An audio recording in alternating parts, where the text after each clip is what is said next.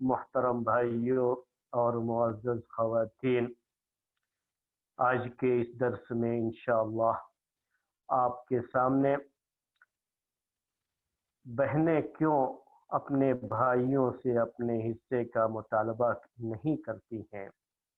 باپ کے انتقال کے بعد بیٹے عام طریقے سے باپ کی زمین جائیداد یا باپ کا جو بھی طریقہ ہوتا ہے اس پر قابض رہتے ہیں، اور ان کی بہنیں جو کہ مرنے والے کی بیٹیاں ہوتی ہیں، عام طریقے سے یہ بیٹیاں یہ بہنیں اپنے حصوں کا، اپنے جو ہے نصیب کا اور ترکے میں جو ان کا حصہ متعین ہے اس کا مطالبہ نہیں کرتی ہیں۔ تو ایسا وہ کیوں کرتی ہیں؟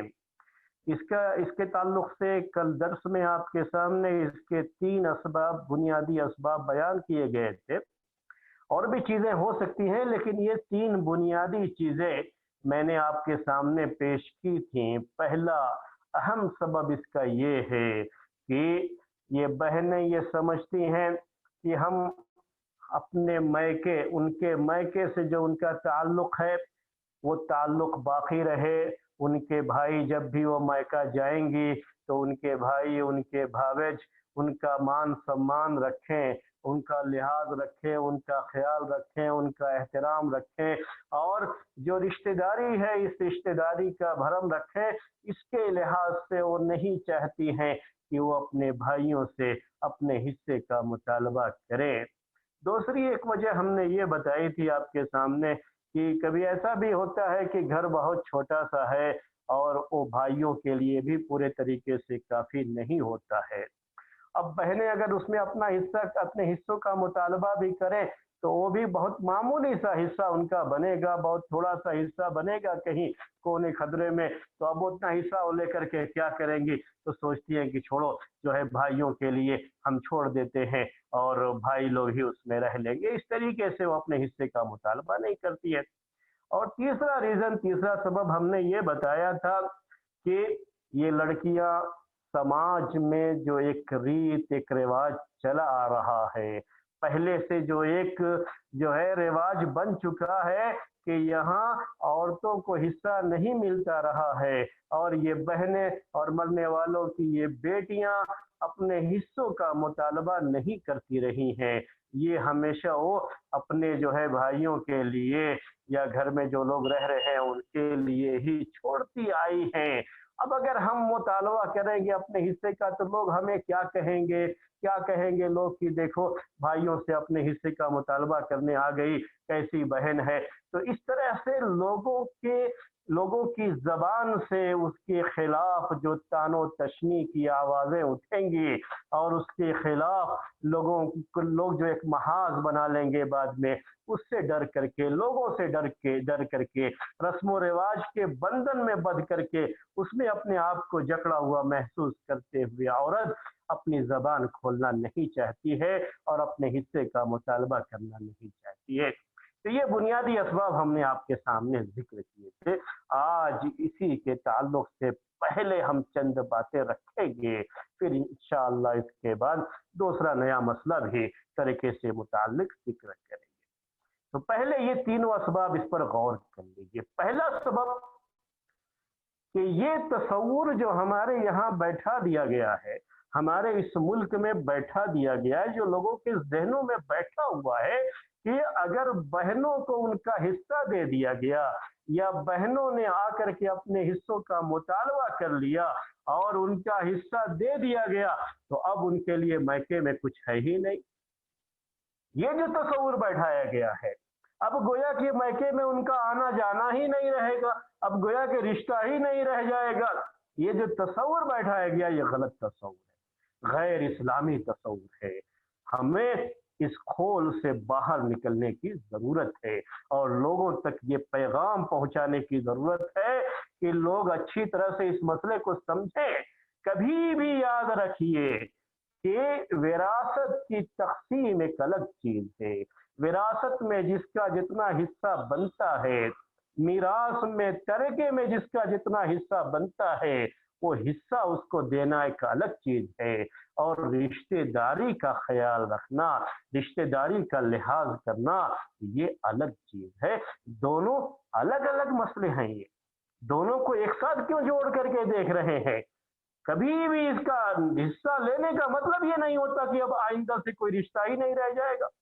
अक्सर हमने भी सुना है भाइयों को ये कहते हुए कि जब बहनों ने हिस्सों का मुतालबा किया तो वो बिल्कुल धमकियां देते हुए कि ठीक है, अब इसके बाद जो भी है अपना ले लो, फिर हमसे कोई तुम्हारा नाता, हमसे तुम्हारा कोई राब्ता, हमसे तुम्हारा कोई ताल्लुक बाकी नहीं रहेगा। क्यों? वो रिश्ता जिसे अल्लाह तबारक व ताला ने बनाया है, बहन बहन भाई का ये रिश्ता अल्लाह ताला बनाता है, ये कोई निकाह का रिश्ता नहीं है। देखिए, ये जो रिश्ते होते हैं ना, रिश्ते तीन तरह के होते हैं।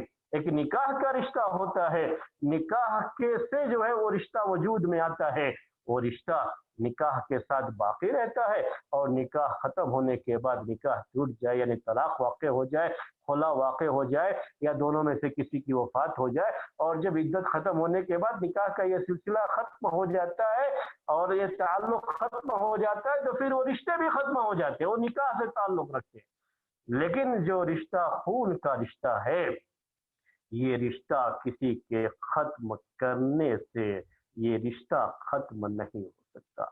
ये रिश्ता खून का रिश्ता है, जो खून के साथ जुड़ा हुआ है, जो रहमे मादर से जुड़ा हुआ है, जिसे हम रहम के रिश्ते कहते हैं। इसी से इसको सिला रहमी कहा जाता है। अरबी में सिलतुर रहम कहते हैं, उर्दू में हम उसका तर्जुमा करते हुए सिला रहमी कहते हैं, यानी रिश्तों का ख्याल रखना, रिश्तों को जोड़ करके रखना। इसके ताल्लुक से बहुत सारी अहादीस वारिद हुई हैं। हमारा दर्स ये रिश्तों के ख्याल करने के ताल्लुक से नहीं है, हमारा आज का ये दर्स रिश्तों को जोड़ करके रखना और उसके बारे में जो अहादीस, जो आयतें हैं, उसके बारे में नहीं है। लेकिन अब चूंकि ये मसला आया हुआ है, इसलिए मैं आपके सामने जिक्र कर रहा हूँ कि कभी भी रिश्ता ये नहीं खत्म होता है, हिस्सा ले लेने से रिश्ता खत्म नहीं होता है। कोई लाख कह दे कि फिर मेरा तुमसे कोई ताल्लुक नहीं रह जाएगा, ये ताल्लुक रखने न रखने का, ये शख्स कहां से जो ये बात कह रहा है? ये ताल्लुक अल्लाह ताला का बनाया हुआ है, जो हमेशा बाकी रहेगा, ये ताल्लुक खत्म नहीं होगा। हो सकता है कोई रिश्ता काटे, तो याद रखना चाहिए उसको कि रिश्ता काटने वाला, अल्लाह के रसूल सल्लल्लाहु अलैहि वसल्लम ने कहा, जन्नत में दाखिल नहीं होगा। बड़ी सख्त वईदें हैं उसके बारे में। और वो शख्स जो आगे बढ़कर के रिश्तों को जोड़ता है और रिश्तेदारी का ख्याल रखता है, सिला रहमी करता है, ऐसे शख्स की बड़ी फजीलत भी आई हुई है। तो बहनों को कभी ये नहीं सोचना चाहिए कि हमने ये रिश्ते जो है हिस्सा ले लिया तो फिर भाई लोग हमारा जो हमसे कोई ताल्लुक नहीं रखेंगे। अगर कोई नहीं रखता है तो याद रखिए ये उसका अपना मामला है, उसकी सजा जो भी है और उसका अजाब जो भी है वो उसके ताल्लुक से है। लोगों को ये मसला बताने की जरूरत है, समझाने की जरूरत है कि रिश्ता अगर जो है वो काटेगा, इसके बाद भाई अगर रिश्ता नहीं रखेगा अपनी बहन से तो इसकी बड़ी सख्त पकड़ होगी। असल तो यही मामला है। याद रखिए, ये जो रिश्ते जुड़े होते हैं ना, बहनें जो आती हैं अपने मैके, अपने भाइयों के घर, अपने बाप के घर, ये जो लड़कियां अपने बाप के घर आती हैं, बहनें अपने भाइयों के घर आती हैं, जो उनका मैका होता है, ये तो उनका रिश्ता है जिससे वो जुड़ी हुई है, और अपने रिश्ते को बाकी रखने के लिए वो आती रहती हैं। ये इस वजह से नहीं है कि उनका मीरास में हिस्सा है इसलिए वो आती है, इस वजह से नहीं है कि उन्होंने हिस्सा नहीं लिया है, अपने बाप के तरके में से उन्होंने हिस्सा नहीं लिया है, छोड़ दिया है, इसलिए उनको हक है और इसीलिए वो आती है। ये नहीं है मेरे भाइयों, ये मतलब नहीं है उसका कभी भी। अगर ऐसा किसी ने किया भी तो इसका फायदा क्या है? इसका फायदा, ये सिला रहमी कहाँ हुआ, फायदा कहाँ है? यहाँ तो होना ये चाहिए था कि बहन अगर गरीब है, मिस्कीन के जुमरे में आती है, मिस्कीन के गिरोह में अगर उसका शुमार होता है, और बहन मोहताज है, اس کا حصہ بھی دیا، اور بعد میں اگر یہ بھائی اپنی بہن کا خیال کرتا ہے اس کی غریبی کی وجہ سے، اس کی مسکنت کی وجہ سے، تو اس کو دوسرا اجر ملتا ہے، دگنا اجر ملتا ہے۔ اللہ کے رسول صلی اللہ علیہ وسلم کہتے ہیں کہ اس میں صدقے کا اجر بھی ملتا ہے، اور ساتھ میں رشتہ داری کا خاص خیال کرنا اس کا بھی اجر ملتا ہے، تو اس کو دوہرا اجر ملتا ہے۔ اگر رشتہ کاٹے گا تو اس کا عذاب اس کو ہوگا۔ کبھی بھی یہ نہ سوچے میری بہنیں، کبھی مت سوچئے آپ کہ ہم جو ہے اگر حصے کا اپنے جو ہے طریقے کا مطالبہ کر لیں گے تو بھائی لوگ کیا کہیں گے، یا بھائیوں کے ساتھ پھر رشتہ باقی نہیں رہے گا، اور پھر جب ہمارا رشتہ ہمارے میکے سے زیادہ جڑا ہوا نہیں رہ جائے گا تو سسرال میں بھی ہمارا مان سمان باقی نہیں رہے گا۔ کبھی بھی یہ مت سوچیے، یاد رکھ لیجئے کسی کے دل میں آپ کا احترام اور آپ کی یہ عزت اللہ تبارک و تعالی کی طرف سے ہوتی ہے۔ اگر آپ اللہ کے لیے اپنے حق کا مطالبہ کرتی ہیں، اللہ کے لیے اللہ کے بتائے ہوئے نظام کے مطابق اپنے ترکے کا مطالبہ کرتی ہیں، اور اس کے بعد اگر کوئی آپ سے ناراض ہوتا ہے تو لاکھ مرتبہ ناراض ہو جائے، اس کی کوئی پرواہ نہ کرے، بلکہ پرواہ اس کی ہونی چاہیے کہ ہم نے اپنے اللہ کو راضی کیا۔ اس میں ہوتا کیا ہے، آپ نے چلو چھوڑ دیا، کوئی بات نہیں، آپ نے کیا کیا، چھوڑ دیا، نہیں مجھے نہیں چاہیے، میری مالی حالت اچھی ہے، بھائیوں کی مالی حالت اتنی اچھی نہیں ہے، اس لیے چلو ہم چھوڑ دیتے ہیں، کیا ضرورت ہے۔ اگر مدد کرنا ہی چاہتی ہیں آپ بھائیوں کی تو پہلے اپنا حصہ لے لیجئے، جو طریقہ ہے شریعت کا اس کو اپنائیے، حصہ لے لیجئے۔ پھر حصہ لینے کے بعد یہ کوئی ضروری نہیں ہے کہ آدمی اپنا مال اپنے اوپر ہی خرچ کرے، حصہ لے لینے کے بعد آپ وہی جو ہے اپنا مال اپنے بھائیوں کو دے دیجئے، اپنے بھائیوں کے بیٹوں کو دے دیجئے، جو بھی اگر وہ جو محتاج ہیں ان میں سے جو ضرورت مند ہیں ان کی مدد کر دیجئے، اس کا آپ کو اجر و ثواب ملے گا۔ لیکن یہ ایسے ہی جو چھوڑنے کا رواج بن چکا ہے، یاد رکھیے اس سے بڑے خطرناک قسم کے نتائج سامنے آ رہے ہیں، اور ایک مزاج بن گیا ہے حصہ نہ لینے کا، ایک مزاج بن گیا ہے حصہ نہ دینے کا۔ یہ ساری چیزیں جو ہے سماج میں جو پیدا ہو رہی ہے، جو اچھی چیز نہیں ہے۔ میں آپ کو ایک مثال دیتا ہوا چلوں، ایک وقت ایسا بھی تھا ہمارے اس ملک میں کہ عورتوں کو مہر دیا ہی نہیں جاتا تھا، شادیاں ہوتی تھی عورتوں کو مہر نہیں دیا جاتا تھا، اور عورتیں مہر لینا بہت عیب سمجھتی تھی، مطالبہ کرنا تو دور کی بات، اگر شوہر اپنی طرف سے خود جو ہے، شوہر پڑھا لکھا ہے، اس کو معلوم ہے مسئلہ، اور وہ اپنی بیوی کو مہر دینا چاہتا ہے تو بیویاں مہر لینے کو تیار نہیں ہوتی تھیں، اور رونا شروع کر دیتی، کہتی تھی ارے مجھ سے کیا غلطی ہو گئی، یعنی گویا کہ مہر دینا یہ مطلب اس کا ہے کہ طلاق دینا، یہ ایک تصور جو ہے قائم تھا یہاں پر۔ میں نے خود اپنے بچپن میں یہ چیزیں سماج میں دیکھی ہیں، کہیں تصور ہی نہیں تھا کہ نکاح کے وقت ہی اور جو ہے لیلۃ الزفاف میں ہی لڑکی کو جو ہے بیوی کو اس کا مہر دے دیا جائے جو اس کا شرعی حق ہے، اس کا کوئی تصور ہی نہیں تھا، اور اتنا غلط تصور بن چکا تھا کہ جیسا ابھی میں نے آپ سے کہا کہ اگر جو ہے شوہر اپنی بیوی کو اس کا حق مہر دینا چاہتا تو بیوی لینے کو تیار نہیں ہوتی تھی، وہ بالکل ہاتھ کھینچ لیتی، وہ یہ سمجھتی تھی کہ گویا ان کا ارادہ ہے مجھے چھوڑ دینے کا، اور اسی وجہ سے یہ مجھے مہر دے رہے ہیں، یعنی کوئی طلاق دے تب جو ہے مہر دے گا، طلاق نہیں دے رہا ہے تو مہر دینے کا کوئی تصور ہی نہیں۔ یہ چیز تھی لوگوں کے اندر، یہ باتیں تھی لوگوں میں، اس طرح کے یہاں کے رواج تھے۔ میری بہنوں خاص طریقے سے میں تم کو یہ باتیں یاد دلانا چاہ رہا ہوں، لیکن آہستہ آہستہ یہ چیز ختم ہوئی، جہالت کے یہ بادل چھٹ گئے، علم کی روشنی آئی، اور عورتوں کو پتا چلا کہ یہ حق مہر ہے جو ان کا حق ہے، اور حق ہونے کے لحاظ سے شوہر کی ذمہ داری ہے कि ये हक फौरन अदा करे। अगर उसके पास हक महर अदा करने की अभी ताकत नहीं है तो उसको मोहलत दी जा सकती है और मौका दिया जा सकता है, बाद में वो अदा कर दे, कोई बात नहीं। शरीयत की तरफ से ये आसानी है, लेकिन ये कभी नहीं तसव्वुर होना चाहिए था जैसा कि हमारे यहाँ ये बिगाड़ रहा था। और ये चीज रही थी पहले कि अगर शौहर का इंतकाल हो रहा हो तो क्या करता था कि बीवी को बुला करके अब जो महर था वो देता तो था नहीं, महर जिंदगी तो ऐसे ही गुजरती थी, तो महर माफ करवाने का बस यही मसला। आज भी वही सिलसिला किसके ताल्लुक से चल रहा है?